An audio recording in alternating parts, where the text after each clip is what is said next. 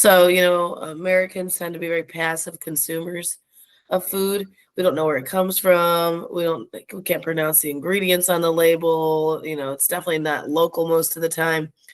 But when you are engaged with the cultivation, the production, the sales, the purchase of local foods, the policies around food, and the food systems, then you are now.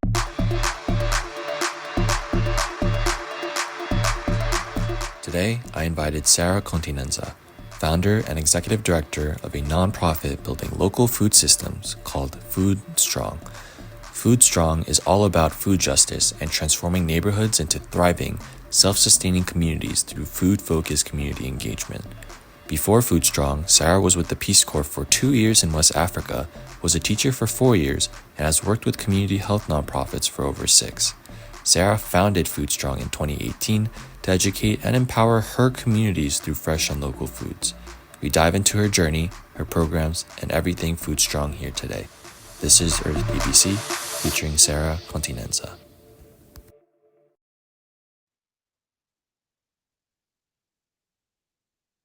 All right, awesome. So today we have a guest in the food sector. Sara, welcome. Hello, thank you for having me. hmm I love that your LinkedIn headline right now says "Being the Change." In a prior interview that I looked into, you said that one of your passions is food sovereignty. That's something I don't often hear.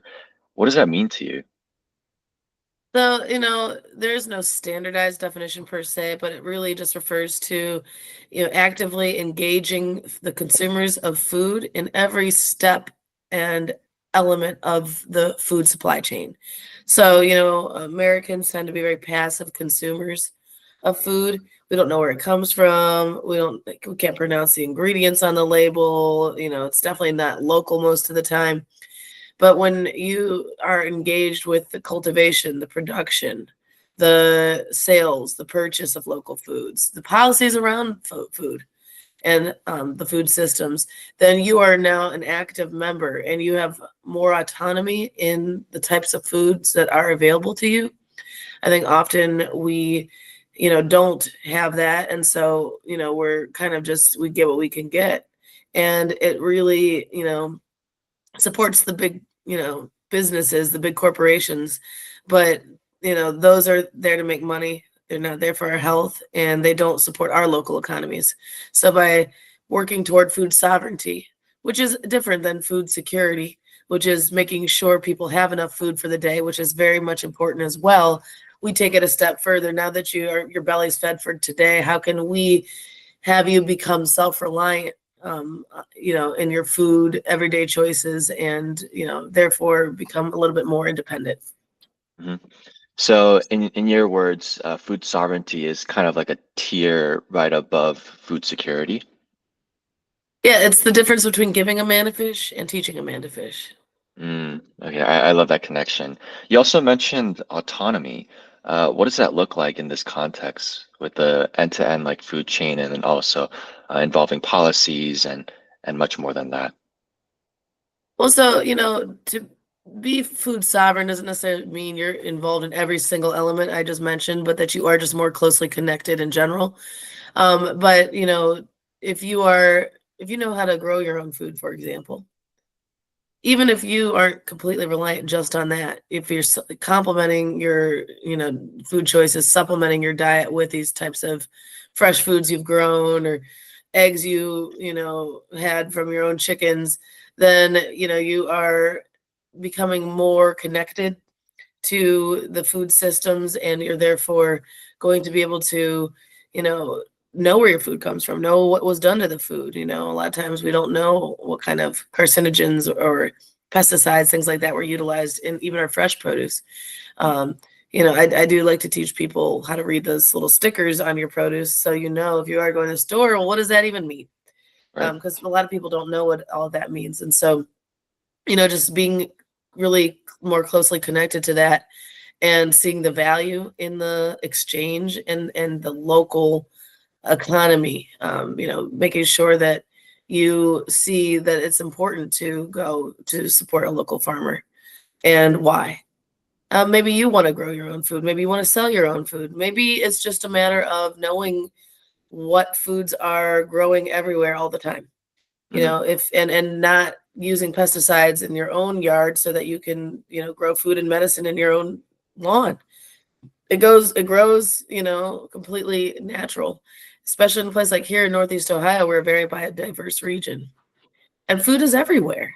Yet, I bet if people, didn't have access to a grocery store, they would start to freak out. And the whole idea is that, you are, a lot more you have a lot more accessibility than you realize, and it just takes some education.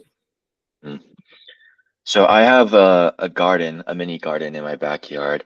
I go to the farmer's market and I sometimes buy organic and stuff like that. Where do I fall under kind of like the spectrum of like food sovereignty, for instance, in your eyes? Every little bit counts. I always say that every dollar you spend is a vote you cast for the type of world you want to live in. So by supporting organic, you are demanding more of that. You are demanding that people have more access to things that aren't laden with pesticides, for example. 10, 20 years ago, you couldn't go into Walmart and find a whole bunch of organic options or Aldi. Hmm. Now they're everywhere.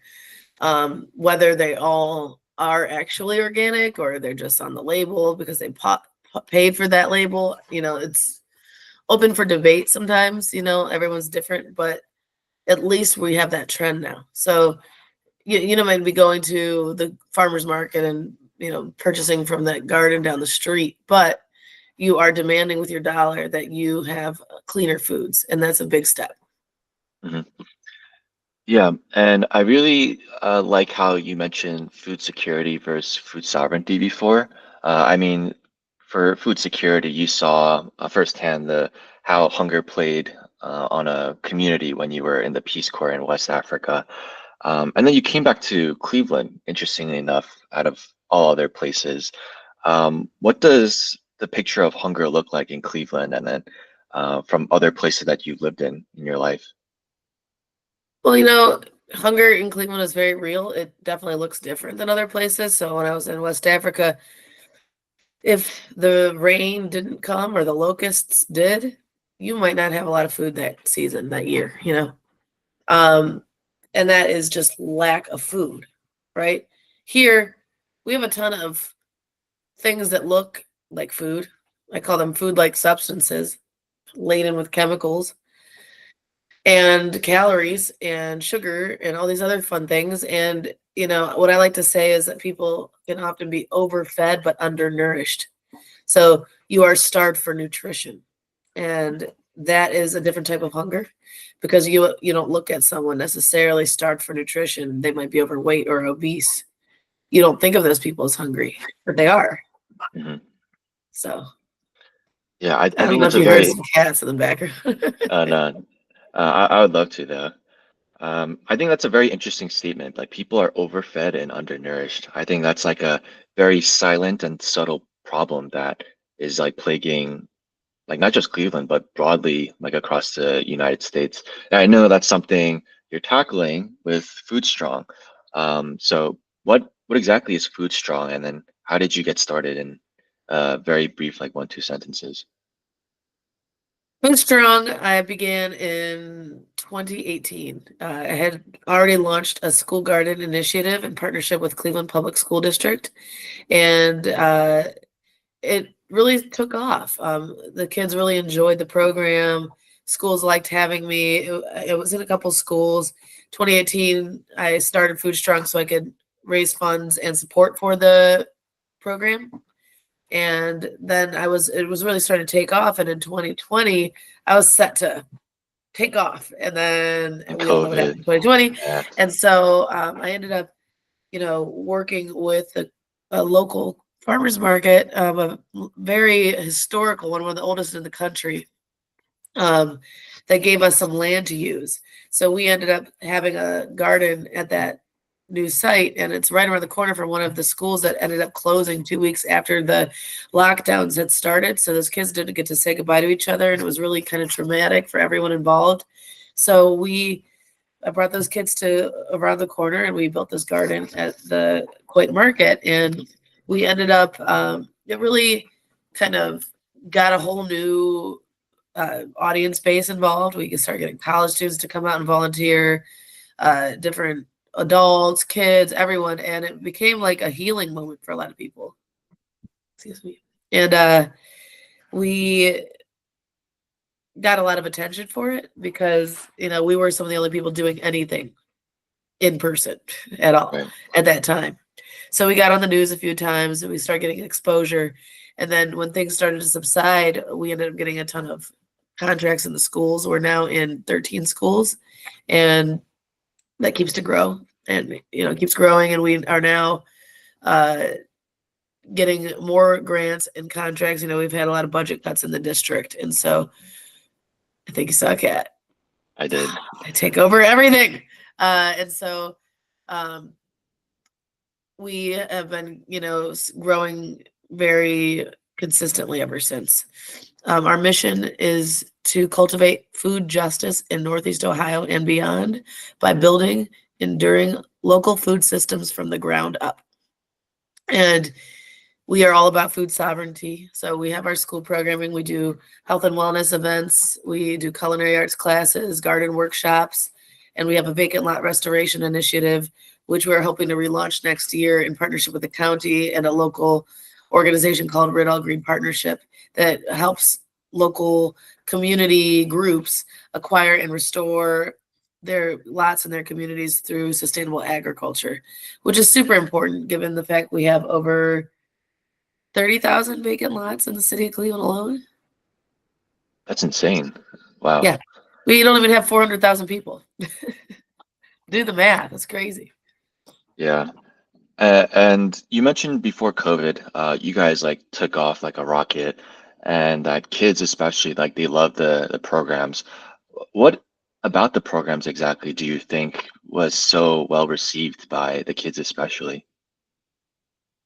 Kids like to get outside. Kids like to be hands-on.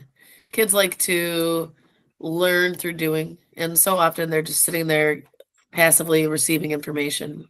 And so I think what our students really love about our program is that hands-on approach we take. They love to get outside. They love to explore. They love to learn through doing. And often they're not getting a lot of that in the schools. There's such an emphasis on preparing our students for the tests. So, they loved getting outside. They loved learning new things. They love getting connected to nature. I saw a lot of changes in terms of, students not wanting to try new things in terms of the new vegetables and fruits we were growing. But by the end of it, they couldn't stop eating them. It's a really cool thing to watch. And so getting them outside, and then they love cooking. Oh my gosh, that's one of the most popular activities we do. And so incorporating that was a big win for us. And then folding in the entrepreneurship component of our program, because our students are innovative. They are thinkers. They are awesome. And I've had several students actually start their own businesses as a result of our program, Oh even wow. as early as 11 or 12. So these kids are really innovative, and often they don't get a platform to do that. So our program gets them that opportunity, and it also gives them a chance to really learn together, do a lot of that team building. A lot of that took a back burner in 2020 through 2022, just because of the whole situation that we saw.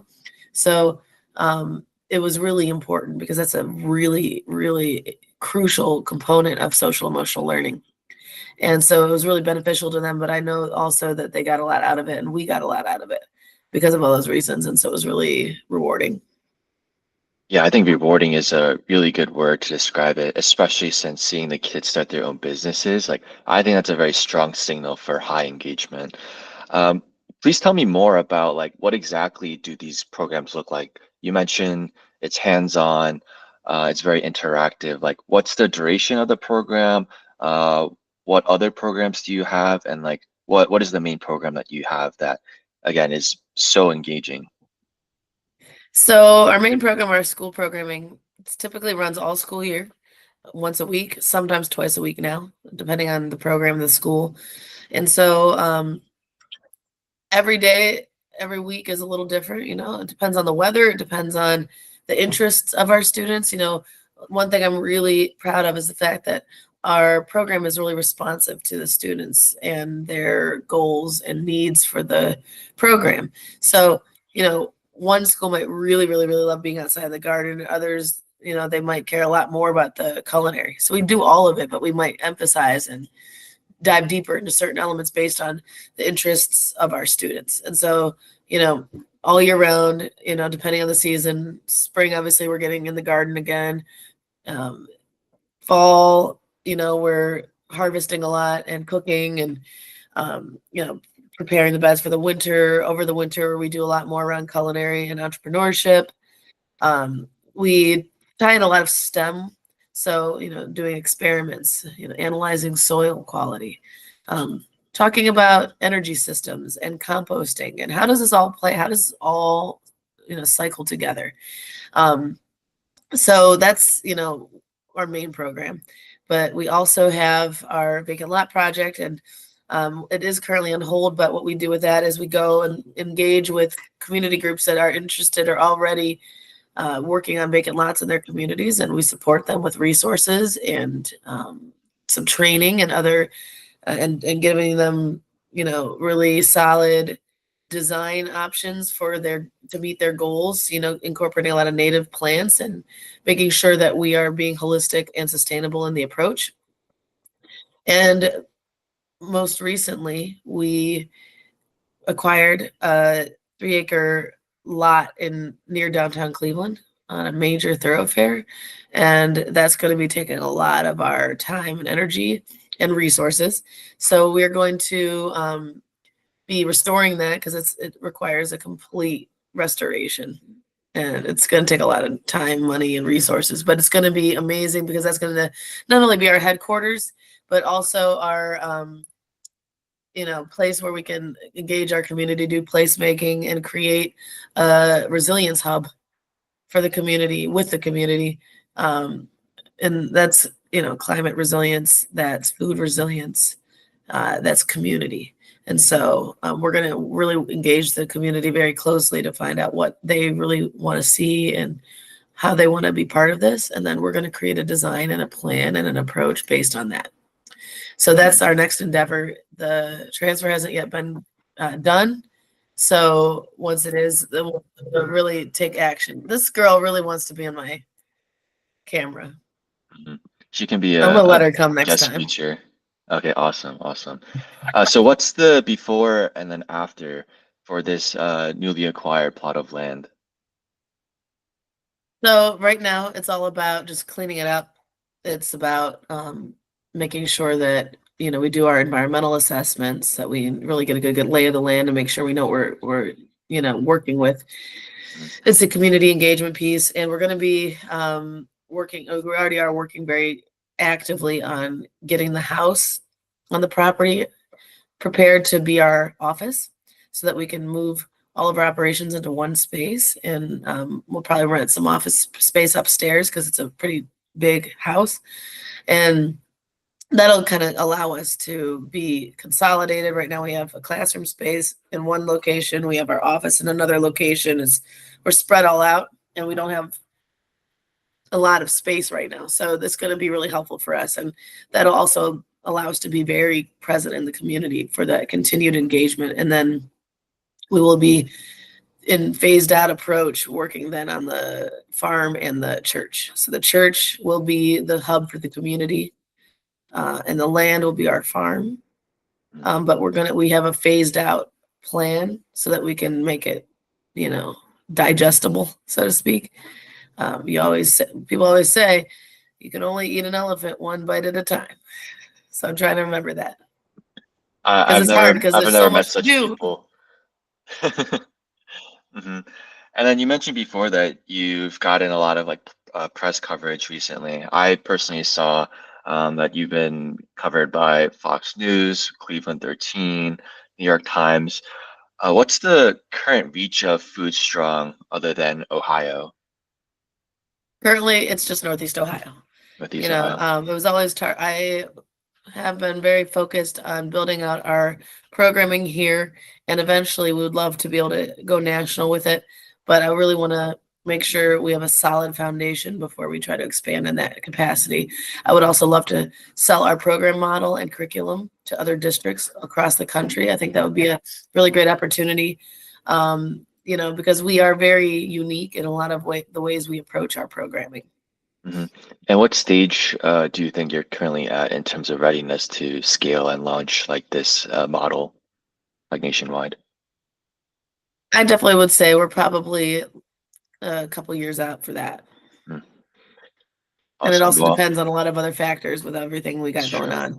But our educators have done an amazing job at building out our curriculum. And so it's just a matter of refining it and putting it into a system that makes sense. And then, creating a model that, or like really, we have the model, but really illustrating it and compiling it in a digestible format so that we can then get it to other communities. So we have still some time, and we're doing so much, with the church now and with our other programs. So I just want to be realistic, and we're a small growing organization, and there's really the need for funding is ever present, not just for the capital campaign we've launched, but to support our growing need for staffing and all the different resources we'll need to make sure that that's done well. I don't want to just do it to do it. It needs to be done well. Yeah. I very much like that stance that you're taking right now. So, in the past, you've partnered with like food-based businesses, mentors, and even the physician assistant program at Case Western, right? What unexpected partnerships have you had so far, and who can reach out to you in the next like 1, 3, 5 years if they want to work with you in FoodStrong? So I wouldn't say unexpected, because I'm highly collaborative, and I expect to be working with all kinds of different groups because that's how I approach our work. It takes a village. I always say that. And I'm not going to be able to move the needle just with my little organization.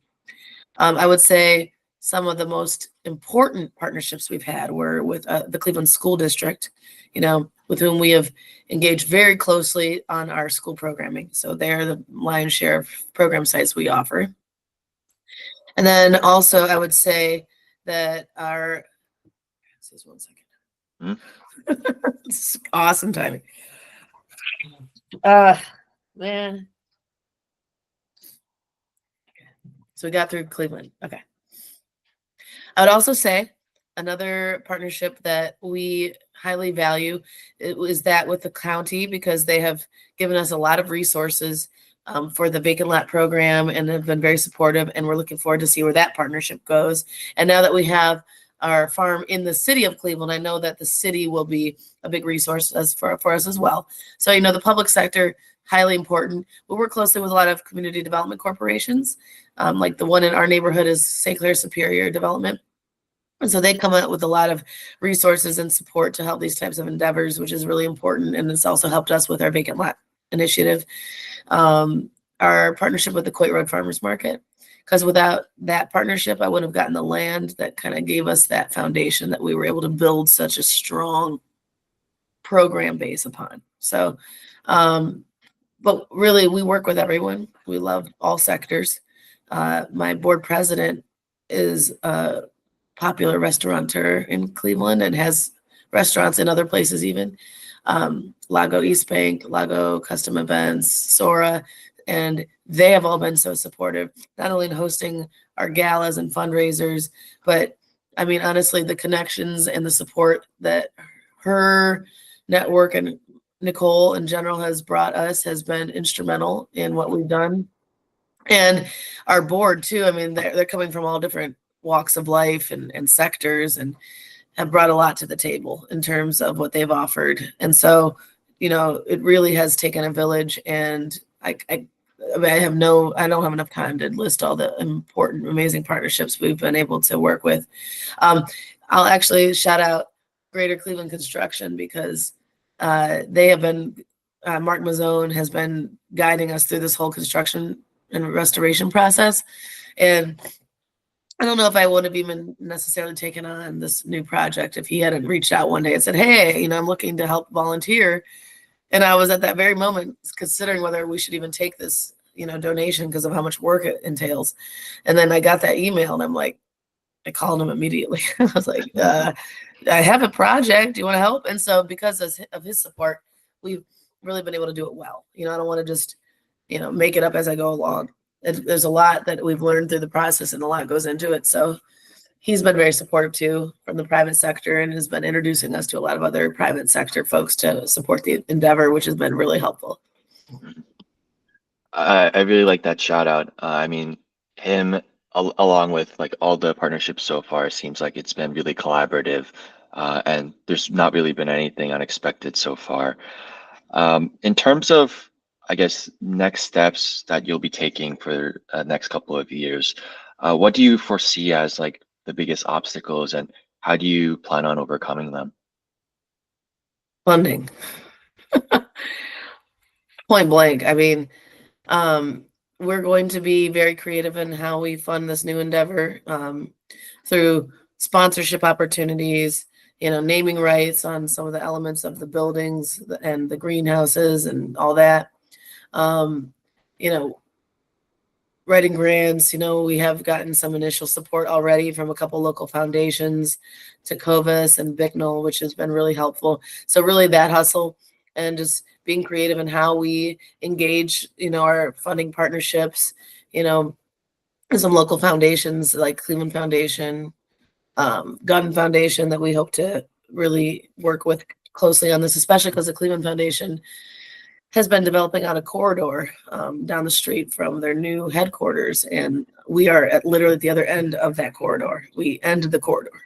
So it's a really great partnership opportunity for that. And once the site is, as the farm going, and once we have some real estate that we can actually use, I know that will be some different types of revenue generation that we can offer. So that'll help support us. But just getting to that point is going to be expensive, and I just want to make sure that we are very strategic.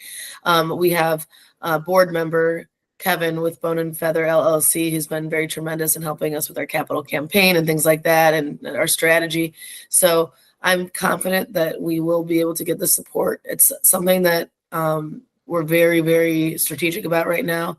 But yeah, that's by far the biggest thing I can think of right now, because not only the restoration, but the staffing and all the other things we're going to need for this. It's a big leap of faith, because we didn't go into this with all the money locked in, but I just know that Cleveland is a very supportive community, and I know that all the sectors combined, we will be able to do something really great together. But it's just a matter of putting that all together and getting it ready for the next steps. That's true. And I really thank you for talking through like the investment into programming for education, for programming and education for like food sovereignty, and also for creating these like local hubs for agriculture all throughout Ohio. And yeah, it's been a pleasure learning about all of that and seeing where things can take you. And with the right funding, with the right partners, seeing you explode and increase like your impact. Well, thank you so much. We're very passionate about the work, especially as it pertains to environmental stewardship and sustainability, because we are the new site strategically located not very far at all from Lake Erie. And so, what we can do can tremendously impact our watershed, soil quality, air quality. And we definitely want to figure out how to utilize renewable energy to help, energize the new building, the church, because, there are a ton of churches all over our country that are really, really expensive to maintain and energize. So if we can create a model that incorporates various types of energy, renewable energy, into how it is maintained and sustained, then I think that this could help countless other groups be able to not break the bank just trying to survive and keep their church open or their community center open, because I think that's been a big barrier. So I'm looking to see how this site can be used to create a model for that, for year-round farming techniques to support food sovereignty, and creating a collaborative model where this can all be done sustainably. So we're really excited, and I really genuinely appreciate your time today, giving me the opportunity to talk about this. Mhm. Yeah, like anything that I can do to help you cover the fact that you're being the change right now and you're continuing to do so moving forward. Thank you, Well, Sarah. thank you. And right back at you, Sean. Appreciate all you're doing to elevate all the great work being done around the country. Thanks for tuning in. If you enjoyed this interview, follow along on Earth ABC's LinkedIn to stay connected and never miss what's going on in climate tech. If you'd like to reach out or you're interested in coming on as a guest, feel free to connect with me, Sean Pack, on LinkedIn. We're always looking for inspiring ventures and founders in the climate space to feature on the show. Hope you enjoyed. Until next time.